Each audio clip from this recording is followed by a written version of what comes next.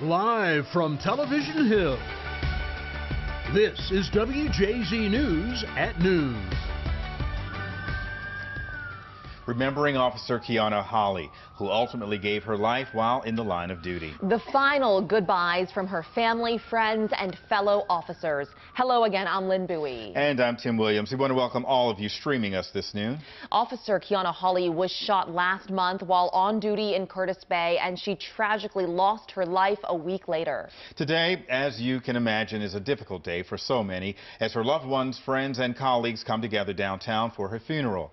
WJZ is live outside the convention center where it's all taking place. Avajoy Burnett with more on how Officer Holley is being remembered. Avajoy, good afternoon.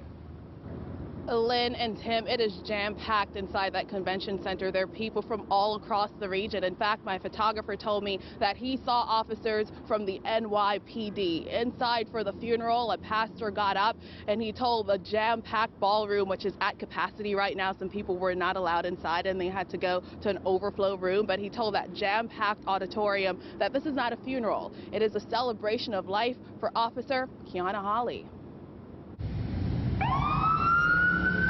The hearse with Officer Holley's casket arrived at the convention center early this morning. Hundreds of members of law enforcement from Baltimore City to Baltimore County and several other surrounding jurisdictions filed into the convention center for the wake at 9, then her funeral at 10.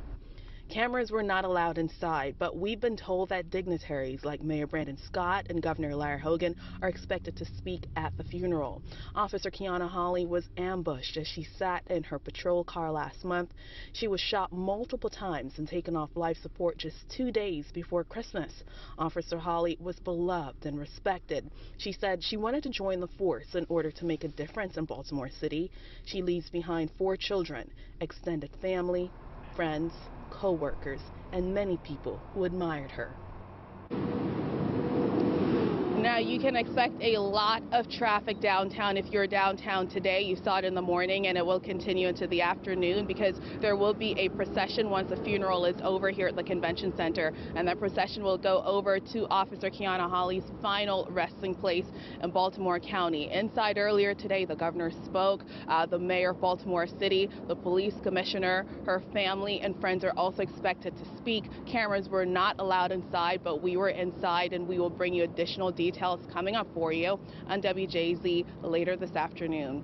Live at noon in Baltimore City, Avajoy Burnett for WJZ. Avajoy, thank you. And if you're heading downtown today, there are some road closures you need to know about because of Officer Holley's funeral. Absolutely. You are taking a live look now at downtown Baltimore at the convention center in that area from Chopper 13. We are expecting, as Avajoy just mentioned, those delays later today. We expect that those delays will go from the city over to 395, up 695, and over to Delaney Valley Memorial Gardens, where Officer Holley will be laid to rest.